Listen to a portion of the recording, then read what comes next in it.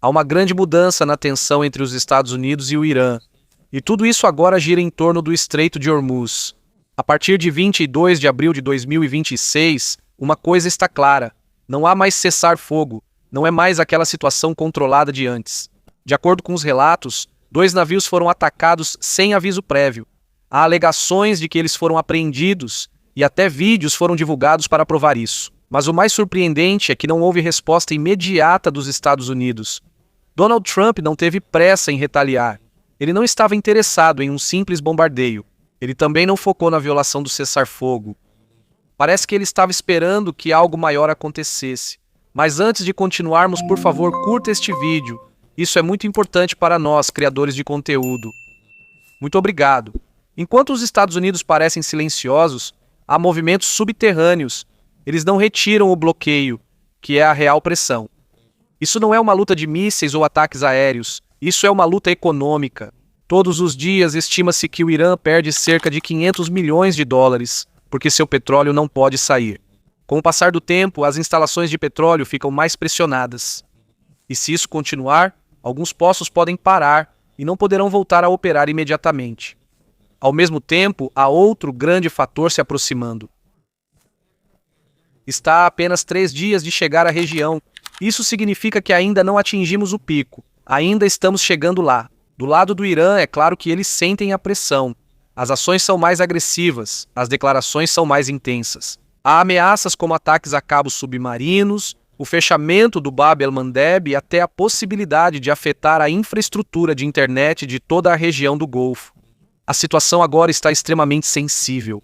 Um movimento errado pode piorar tudo rapidamente. Foi na madrugada do dia 22 de abril que começou a sequência de escaladas. De acordo com o UKMTO, um navio cargueiro com bandeira da Libéria, mas de propriedade de uma empresa grega, foi alvo de disparos de uma lancha armada da Guarda Revolucionária Islâmica. Não houve aviso. O ataque foi direto. A ponte do navio foi atingida e sofreu grandes danos. 3 horas depois, mais um incidente. Um navio porta-contêineres com bandeira do Panamá chamado Eufória foi alvo de disparos perto da costa iraniana, mas conseguiu evitar danos maiores ao mudar de direção. Depois disso, outro navio se envolveu, o Pós-Graduação Francesca.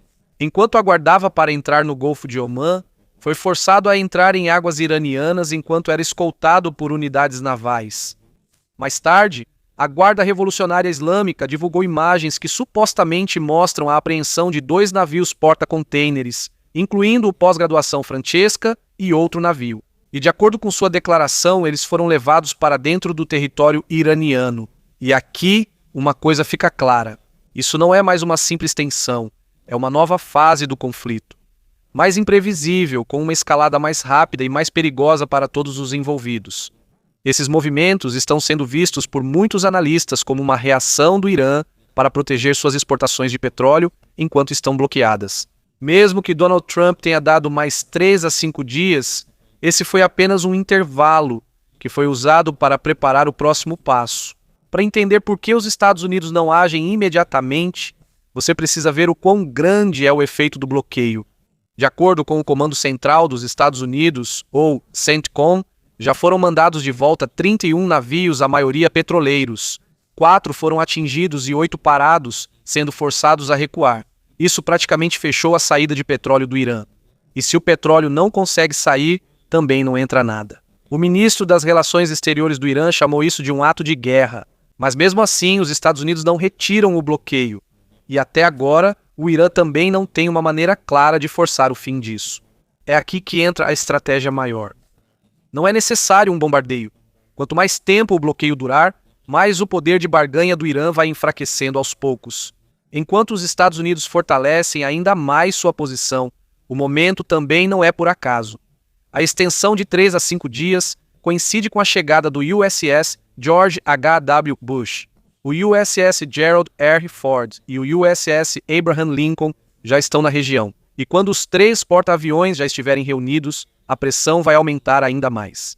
Neste ponto, o que está acontecendo já está claro. Isso não é simplesmente esperar, é uma pressão controlada, enquanto aguardam o momento certo para o próximo movimento. O USS George H.W. Bush está atualmente contornando o Cabo da Boa Esperança. Para evitar a ameaça dos Houthis em Bab el-Mandeb, espera-se que ele chegue ao Golfo em 3 dias. Segundo dados públicos de rastreamento de voo, ele já está perto da costa da Tanzânia ou Quênia. Quando os 3 grupos de ataque de porta-aviões se juntarem, será formada uma rara concentração do poder militar dos Estados Unidos. Isso não é um desdobramento comum, é um posicionamento em larga escala. O Estado-Maior Conjunto já estabeleceu uma estrutura de bloqueio para o Estreito de Hormuz.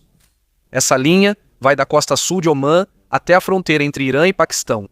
E não se trata apenas de bloquear navios. O plano é mais amplo, inclui um sistema integrado de defesa antimísseis.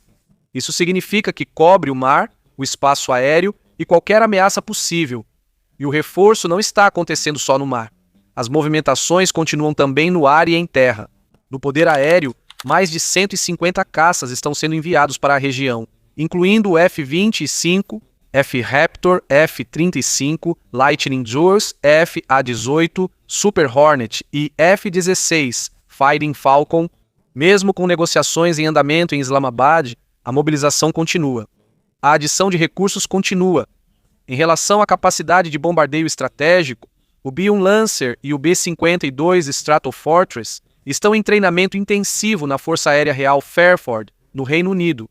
Se as negociações fracassarem, eles podem ser usados na próxima onda de ataques. Nas operações especiais, 3 corrente alternada, 130J Ghost Rider adicionais estão sendo enviados para a Arábia Saudita. Quando eles chegarem dentro de 48 a 72 horas, o total de canhoneiras aéreas na região chegará a 6. Eles estão planejados para serem usados na próxima fase da operação. Nas forças terrestres, uma brigada da 28ª Divisão Aerotransportada já foi implantada. É possível que a força total chegue a 10.000 soldados, dependendo de como a situação evoluir. Também há conversas sobre o envio do M-10 Booker, mesmo que ele tenha sido oficialmente cancelado em outros programas. Algumas unidades já iniciaram preparativos para transporte aéreo. Na parte logística, o movimento do C-17 Globemaster III e do C-130 Hércules continua sem parar. Eles estão transportando soldados, munições, veículos blindados e outros equipamentos, e neste ponto, a direção de Washington está clara. Isso não é uma simples preparação. Isto é uma preparação completa para o que vai acontecer a seguir. O objetivo claro dos Estados Unidos é estabelecer uma zona militar fortificada no porção ocidental do Golfo. É como uma fortaleza no mar, um lugar onde 3 grupos de ataque de porta-aviões e seus navios de escolta podem operar de forma protegida e controlada. Houve um analista que resumiu isso de forma direta. Segundo ele, a extensão do cessar-fogo não é uma desescalada, é apenas como uma blindagem frontal. Isso significa que não é para acalmar a situação, mas sim uma preparação para algo maior que está por vir. E segundo ele, está havendo um grande erro de cálculo por parte do Corpo da Guarda Revolucionária Islâmica, ou IRGC, porque enquanto eles acham que ainda tem a situação sob controle, o lado militar dos Estados Unidos já está totalmente preparado. E com a chegada do terceiro porta-aviões em 3 dias, a tensão vai aumentar ainda mais, até o seu nível mais alto. Para muitos especialistas, isso já é o que chamam de limite crítico, aquele ponto em que até uma pequena faísca pode desencadear um conflito maior. Enquanto isso, ficou claro que o Irã não ficou parado durante o cessar-fogo. Durante esse período, eles rapidamente restauraram seus sistemas de lançamento de mísseis e drones, principalmente nos túneis subterrâneos. Surgiram imagens em seus canais de mídia mostrando longos sistemas de túneis, onde são fabricados e armazenados os mísseis e drones kamikaze. E não só isso, eles também exibiram o míssil Khorram-Shar 4, um míssil balístico com alcance de cerca de 2.000 quilômetros. Ele foi colocado na Praça da Revolução, em Teherã, um local simbólico e usado para uma mensagem clara, e a mensagem já não está mais sendo escondida. Diretamente, de acordo com o relatório da CBS News, com base na inteligência do Pentágono, mesmo com operações anteriores que permaneceram em andamento, grande parte da capacidade militar do Irã, cerca de 50% do estoque de mísseis, 60% das forças navais e grande parte da força aérea, ainda podem ser usados. Isso significa que eles ainda não foram neutralizados, mas é aqui que entra o maior problema do Irã. Não é a falta de força, mas sim a falta de controle claro. No sistema não está claro quem decide. a Guarda Revolucionária Islâmica, IRGC, e a Marinha agem de forma independente. E a liderança política segue outro caminho por causa do que eles chamam de sistema de defesa distribuído ou em mosaico. É difícil identificar quem realmente controla todas as forças. E essa é a parte mais perigosa. Porque mesmo com o CSPAR, eles não o aceitaram de forma explícita. E mesmo que tenham ocorrido algumas ações, eles também não admitem diretamente que violaram isso. É como se estivessem no meio de dois estados. Não é totalmente paz, mas também não é totalmente guerra. E enquanto isso acontece, os Estados Unidos também têm sua própria equação que vai determinar a próxima direção da situação. De acordo com a análise do Centro de Estudos Estratégicos e Internacionais, ou CSIS, em apenas 7 semanas de combate, os Estados Unidos já utilizaram muitos recursos. Estima-se que cerca de 45% dos mísseis de ataque de precisão já foram usados, assim como quase metade dos sistemas Patriot. Isso significa que a operação também tem um custo para o lado dos Estados Unidos, mas há uma grande diferença. Eles conseguem reabastecer. Eles têm capacidade de produzir novamente e reabastecer seus estoques. E é aí que aparece a vantagem deles em logística. Junto com isso, surgiu uma afirmação ainda mais controversa. De acordo com Larry Johnson, em seu programa Judging Freedom, houve uma reunião de emergência na Casa Branca onde, supostamente, Donald Trump pediu os códigos nucleares. Mas, segundo a afirmação, Duncan teria recusado. Não há confirmação oficial sobre esse relato e provavelmente nunca haverá.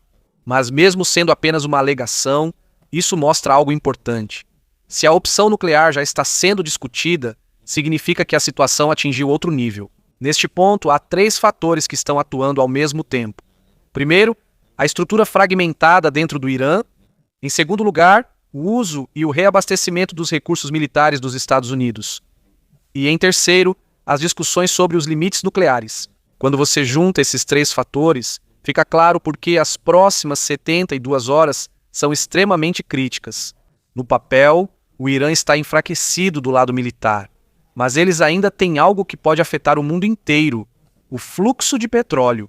E de acordo com algumas fontes iranianas, existem cenários sendo estudados sobre como afetar simultaneamente os sistemas globais, não só o fornecimento de petróleo, mas também as rotas de comunicação e comércio. Vamos começar pelo primeiro possível alvo, o oleoduto Yanbu. Essa é a rota do petróleo saudita para o Mar Vermelho, usada para evitar o Estreito de Hormuz. Se ele for atingido, a rota alternativa da Arábia Saudita será perdida. Em segundo lugar, Fujairah. É um dos maiores centros de abastecimento de combustível dos Emirados Árabes Unidos e está dentro do alcance dos mísseis do Irã. Já houve casos em que esse local foi alvo no passado. Em terceiro lugar, Bab el-Mandeb. Se o Estreito de Hormuz estiver fechado, essa será a única rota principal restante, mas ela é controlada pelos Houthis, aliados do Irã. Se ativados, os 2 principais pontos de estrangulamento marítimos do mundo podem ser fechados simultaneamente. Em quarto lugar, os cabos submarinos. Não é só o petróleo que pode ser afetado, mas também os sistemas de comunicação, conexões de internet e o fluxo de dados entre a Europa e a Ásia. Se essa combinação acontecer, não será apenas uma crise regional. Isso vai causar um choque global, e é aí que fica mais sério. E a pergunta é: até onde cada lado está disposto a levar essa situação? E quem vai recuar primeiro antes que tudo piore de vez? Existem cerca de 7 sistemas principais de cabos que passam pelo Estreito de Hormuz. E são esses cabos que transportam mais de 97% do tráfego de internet de toda a região do Golfo. Isso significa que uma grande parte da comunicação digital na região depende apenas de algumas linhas no fundo do mar. E de acordo com algumas fontes iranianas, foi divulgado um mapa detalhado que mostra o quão vulneráveis são esses cabos. Isso não é apenas uma especulação. Já houve incidentes anteriores em que o Irã usou drones para atacar centros de dados no Bahrein e nos Emirados Árabes Unidos. Agora, imagine se as 3 coisas ocorrerem juntas: interrupção no fluxo de petróleo, pontos de estrangulamento marítimo e cabos de internet. Se isso ocorrer, cerca de 1/4 dos dados globais pode sumir de imediato. E toda a região do Golfo pode ser mergulhada no que chamam de escuridão digital. Isso significa que os sistemas de nuvem vão cair, as transações financeiras vão parar e haverá um grande problema na comunicação. Mas aqui entra a pergunta mais importante: O Irã realmente consegue fazer isso? Resposta curta: é muito difícil. Atualmente, a Marinha dos Estados Unidos já está posicionada no Golfo junto com 3 grupos de ataque de porta-aviões. Também há equipes subaquáticas já destacadas, com capacidade para proteger os cabos e a infraestrutura crítica. Sim, os Houthis podem ameaçar o Bab el-Mandeb, mas os Estados Unidos já estão cientes desse risco, por isso o USS George H.W. Bush está sendo mantido longe dessa área. Quanto ao oleoduto Yanbu e Fujairah, eles estão dentro do alcance dos mísseis do Irã. Mas se esses forem atingidos, isso será uma clara declaração de guerra direta contra a Arábia Saudita e os Emirados Árabes Unidos. E se isso acontecer, é possível que toda a coalizão se una contra o Irã. E na situação atual, o Irã não está preparado para enfrentar isso. Então, na verdade, sim, eles têm cartas na mão. Mas cada movimento que fizerem terá um preço mais alto do que o benefício. E o que os Estados Unidos estão fazendo agora, com esse reforço militar, é exatamente para impedir o Irã de usar essas opções. A grande questão agora: pânico, será que o Irã ainda consegue tomar decisões de forma clara e cuidadosa? Porque a crise em Hormuz não é só um problema do Irã, agora é um problema do mundo inteiro. Quase 20% do comércio global de petróleo passa por esse estreito. E agora, o tráfego comercial praticamente parou. Enquanto o preço do petróleo, como o Brent Crude, já ultrapassou os $100 neste ponto, não são apenas os militares que estão agindo. Até a economia já está sendo afetada. As companhias de seguro já consideram o Estreito de Hormuz como uma zona de alto risco. Isso significa que a passagem dos navios ficou mais cara. Os prêmios de seguro aumentaram bastante e o custo do frete subiu quase 200%. Além disso, há os incidentes como os ataques aos navios de bandeira grega e liberiana. E a captura do pós-graduação Francesca, de bandeira do Panamá, trouxe ainda mais países para o centro da crise. Isso não é mais apenas uma conversa simples entre os Estados Unidos e o Irã. O alcance disso está crescendo. Agora, até a China e a Índia, que dependem muito do petróleo do Irã, estão procurando outras rotas. Na Europa, por sua vez, a demanda por importações de GNL está aumentando. E junto com isso, a pressão inflacionária está aumentando gradualmente em todo o mundo. No dia 22 de abril, planejadores militares de mais de 30 países se reuniram em Londres. O objetivo deles é planejar uma missão multinacional para garantir a segurança em Hormuz. E se você observar, é exatamente isso que o Irã quer que aconteça. Eles querem aumentar a pressão para forçar o mundo a pressionar os Estados Unidos a remover o bloqueio. Mas por enquanto, isso não está funcionando. Os Estados Unidos não estão recuando.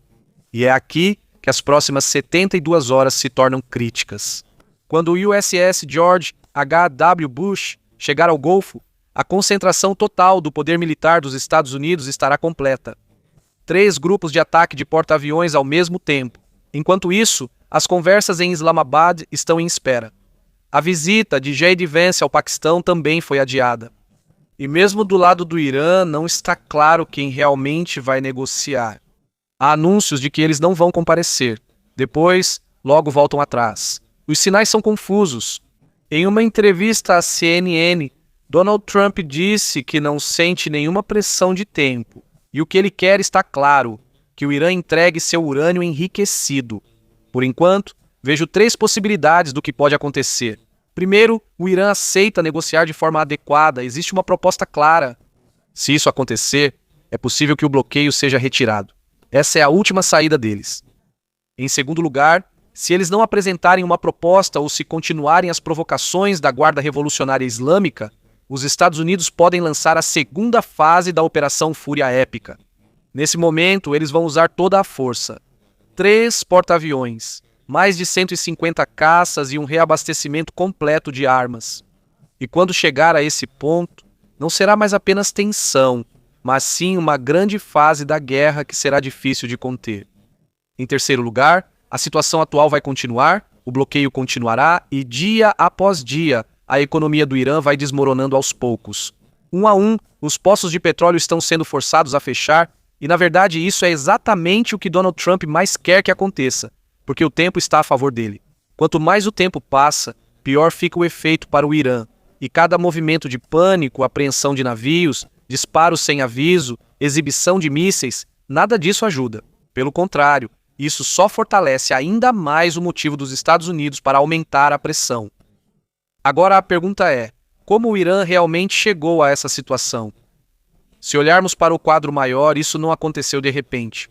Um a um, eles foram perdendo suas vantagens estratégicas desde o início do conflito. Esse bloqueio não é apenas uma medida simples, é a remoção da última carta restante dos Estados Unidos. No início da luta, eles ainda tinham algumas capacidades, mas foram perdendo uma a uma. A defesa aérea foi a primeira a ceder. Nas primeiras semanas, mais de 100 aeronaves da coalizão entraram no espaço aéreo do Irã. Atacaram alvos no centro de Teherã e conseguiram voltar sem nenhum impedimento. Em seguida, os depósitos subterrâneos, antes considerados intocáveis, também foram atingidos. O B-2 Spirit conseguiu alcançá-los usando grandes bombas anti-bunker. Quando se trata de poder naval, os danos foram significativos. Bases como Sabu-Sher foram atingidas. A cadeia de comando foi destruída. Até mesmo o quartel-general da Guarda Revolucionária Islâmica foi afetado, incluindo os líderes de inteligência e operações. Em seguida, a rede de forças por procuração. Centros logísticos como Mehrabad foram atingidos. As linhas de suprimento para o Hezbollah e os Houthis foram afetadas. A influência do Irã fora do país foi enfraquecendo aos poucos. E no final, restou apenas uma coisa para eles: o Estreito de Hormuz. Esse foi o maior trunfo deles por muitos anos. A ideia era fechar o estreito e segurar a economia global pelo pescoço. Quando o conflito começou, eles fizeram isso, causando efeito imediato. Os preços do petróleo subiram e a Europa foi afetada pela crise de combustível. E houve protestos desde a Irlanda até a França. Mas agora, as coisas estão diferentes. Os Estados Unidos estão pressionando para reabrir o estreito. Estão removendo as minas. Estão criando um corredor seguro para o comércio global. Ao mesmo tempo, estão bloqueando os próprios portos do Irã. Em outras palavras, a última carta que eles tinham está desaparecendo aos poucos. O petróleo não consegue sair.